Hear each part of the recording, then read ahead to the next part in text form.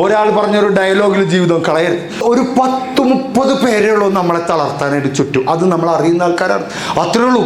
ആ 30 പേരെ കണ്ടില്ല എന്ന് വിചാരിച്ചാൽ നിങ്ങൾക്ക് കേരളത്തിലുണ്ട് 3.5 കോടി ആൾക്കാർ, ഇന്ത്യയിലുണ്ട് 140 കോടി ആൾക്കാർ. അത് ഡെയിലി കൂടിക്കൊണ്ടിരിക്കുന്നു, കുറയുന്നില്ല. എന്നിട്ട് നമ്മൾ കുറച്ച് ബന്ധുക്കളെയും പേടിച്ചിരിക്കുക, കുറച്ച് നാട്ടുകാരെ നടക്കവിടെ ഇറങ്ങിയിട്ട് ഇതേ ഡ്രസ് ഇട്ട് നാട്ടിൽ കൂടെ നടക്കുക, അടിപൊളിയായിരിക്കും.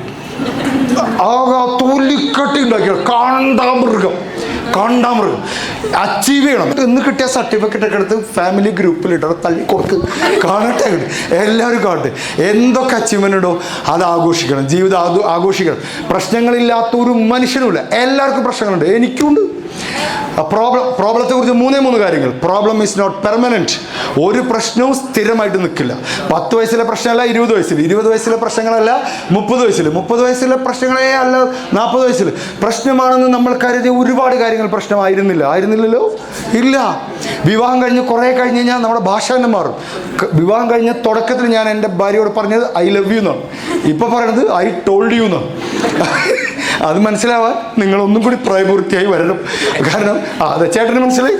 പ്രശ്നങ്ങളൊന്നും സ്ഥിരമല്ല, പ്രശ്നങ്ങളൊക്കെ മാറിക്കൊണ്ടിരിക്കും. 2, പ്രോബ്ലം ഈസ് നോട്ട് പെർസ്യൂസീവ്. ഒരു പ്രശ്നത്തിൻ്റെ കാര്യത്തിൽ നമ്മൾ എല്ലാ കുറവുകളെയും നമ്മൾ അതിൽ ആരോപിക്കും. ആ വീട്ടിൽ ജനിച്ചുകൊണ്ടാണ് ഞാൻ അങ്ങനെ ആയത്, ആ ജാതിയിൽ ജനിച്ചുകൊണ്ടാണ് എനിക്ക് ഉയർച്ച ഇല്ലാതിരുന്നത്, എനിക്ക് ഈ കളർ സ്കിന്നിനായതുകൊണ്ടാണ് എനിക്ക് പ്രശ്നങ്ങളുണ്ടായത്, എൻ്റെ പല്ല് ഇങ്ങനെ ആയതുകൊണ്ടാണ് ജീവിതത്തിൽ മൊത്തം പരാജയം, എൻ്റെ കാലം അങ്ങനെ ആയതുകൊണ്ടാണ്, എൻ്റെ കണ്ണൊന്നും ചെരിഞ്ഞതുകൊണ്ടാണ്. ഇത് നമ്മൾ ഒരു പ്രശ്നം ഉണ്ടെങ്കിൽ, ഒരു പ്രശ്നമെന്ന് നമ്മൾ വിചാരിക്കുന്ന ഒരു പ്രശ്നം ഉണ്ടെങ്കിൽ നമ്മൾ ജീവിതത്തിലെ മൊത്തം കാര്യങ്ങളെ അതുകൊണ്ട് ആരോപിച്ചു കൊടുക്കും. അത് അങ്ങനെ ആയതുകൊണ്ടാണ് ഞാൻ ഇങ്ങനെ ആയത്. അല്ല, we are responsible for what we are where we are today. We are responsible. Take a brave decision.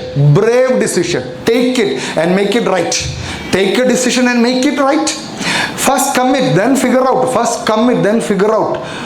Don't try to figure out it before you commit something. First just commit. Yes, then figure out how to do it. നമ്മൾ stretch ചെയ്യും. ഒരു തീരുമാനം എടുക്കുമ്പോൾ confusion ഉണ്ടാവുമെന്ന് ഉറപ്പാണ്. എന്തായാലും ജീവിതത്തിൽ എല്ലായ്പ്പോഴും കൺഫ്യൂഷൻ ഉണ്ട്. ഇവർക്കും എനിക്കും ഇവർക്കും ഇയാൾക്കും ഒക്കെ കരിയർ കൺഫ്യൂഷൻസ് ഉണ്ടാവും, ഉറപ്പാണ്. നമുക്കൊക്കെ ഉണ്ട്. ചെറുപ്പത്തിലുണ്ടായിരുന്നു, 12 വയസ്സിൽ വളരാനുള്ള ആഗ്രഹം ഉണ്ടായിരുന്നു. ആ സമയത്ത് രക്ഷിതാക്കൾ പറഞ്ഞു പോത്ത് പോലെ വലുതായി. അന്ന് നമുക്ക് സന്തോഷമായി, പോത്താണെങ്കിലും വലുതായല്ലോ അല്ലേ. അന്ന് വൈകുന്നേരം വീട്ടിൽ ചടങ്ങ് നടക്കുന്നു, അതിൻ്റെ ഇടയിൽ ചെന്നിരുന്നാൽ പറയും നിനക്കെന്താ വലിയൊരു ഇടയിൽ കാര്യം. അപ്പോൾ രാവിലെ വലുതായതല്ലേ നമ്മൾ. ഈ കൺഫ്യൂഷൻ ജീവിതത്തിൽ എപ്പോഴും ഉണ്ടാവും. കരിയറിൻ്റെ കാര്യത്തിൽ കൺഫ്യൂഷൻ ഉണ്ടാവും, പൈലറ്റാണോ, ഐഡൻറ്റിറ്റി ക്രൈസിസ് ഉണ്ടാവും. ഇത് മാറിക്കൊണ്ടിരിക്കാനുള്ള ഓപ്ഷൻസ് ഈ ലോകത്തുണ്ട് എന്നുള്ളതാണ്. Problem is not permanent, problem is not pervasive and problem is not personal. ഒരു പ്രോബ്ലവും പേഴ്സണൽ അല്ല. ചിലർ വിചാരിക്കും എന്താ എനിക്ക് മാത്രം സംഭവിക്കുന്നത്, ആ വാക്ക് പറയരുത്. ടെന്നീസ് കളിക്കാരുണ്ടായിരുന്നു, ആളുടെ പേര് ഞാൻ മറന്നുപോയി. അദ്ദേഹത്തിന് വിംബിൾഡൺ ചാമ്പ്യനാണ്. അദ്ദേഹം ക്യാൻസർ പിടിപെട്ടു. അപ്പോൾ അയാളോട് പത്രക്കാർ ചോദിച്ചു എന്തേ നിങ്ങൾക്കിത് പിടിപെട്ടത്? അപ്പോൾ അയാൾ പറഞ്ഞ മറുപടി എന്താണെന്നറിയോ? എനിക്ക് പിടിപെട്ടാനെന്താ, നോക്കൂ, ദൈവത്തിനോട് ഞാൻ ഒരിക്കലും ചോദിച്ചിട്ടില്ല എന്ത്. ലക്ഷക്കണക്കിന് പിള്ളേരാണ് ടെന്നീസ് കളിക്കുന്നത്, അതിൽ നിന്ന് ചുരുങ്ങിയ പിള്ളേരാണ് സ്റ്റേറ്റിലെത്തുന്നത്, അതിൽ നിന്നും എണ്ണിയാൽ ചുരുങ്ങുന്നതാണ് നാഷണൽ കളിക്കുന്നത്, അതിൽ നിന്നും ഒരാളാണ് ഈ വിംബിൾഡൺ, അതായത് ഇത്ര കോടി ജനങ്ങളിൽ നിന്ന് ഒരാളാണ് ഈ വിംബിൾഡൺ കളിക്കാൻ പോകുന്നത്. അത് അങ്ങനെ പല രാജ്യങ്ങളിൽ നിന്നും വന്ന വിംബിൾഡൺ കളിക്കാരിൽ ഞാൻ ചാമ്പ്യനായി. അന്ന് ഞാൻ ദൈവത്തിനോട് ചോദിച്ചില്ല ദൈവമേ എന്തിനെന്നെ ചാമ്പ്യനാക്കിയെന്ന് ചോദിച്ചിട്ടില്ല. എങ്കിൽ ക്യാൻസർ വിട്ട് എനിക്കിപ്പോഴും ചോദിക്കാൻ അധികാരമില്ല ദൈവമേ എന്തുകൊണ്ട് എനിക്ക് ക്യാൻസർ വന്നു. പ്രശ്നങ്ങൾ വരുമ്പോഴേ നമ്മൾ കൂടുതൽ സ്ട്രോങ് ആവും. പ്രശ്നങ്ങളിലൂടെയാണ് നമ്മൾ വളരുക, അല്ലേ?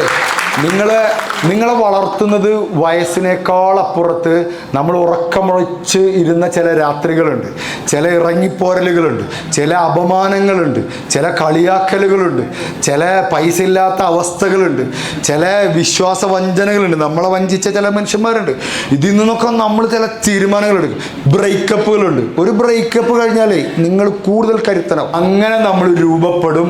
അങ്ങനെ രൂപപ്പെട്ടവരാണ് നിങ്ങളുടെ അച്ഛനമ്മയൊക്കെ. അതിൻ്റെ ബലത്തിലാണ് ചില തീരുമാനങ്ങൾ അവർ നമ്മളോട് പറയുന്നത്. ഫൈറ്റ് ചെയ്യുക, ഒപ്പം നിന്ന് ഫൈറ്റ് ചെയ്യുക.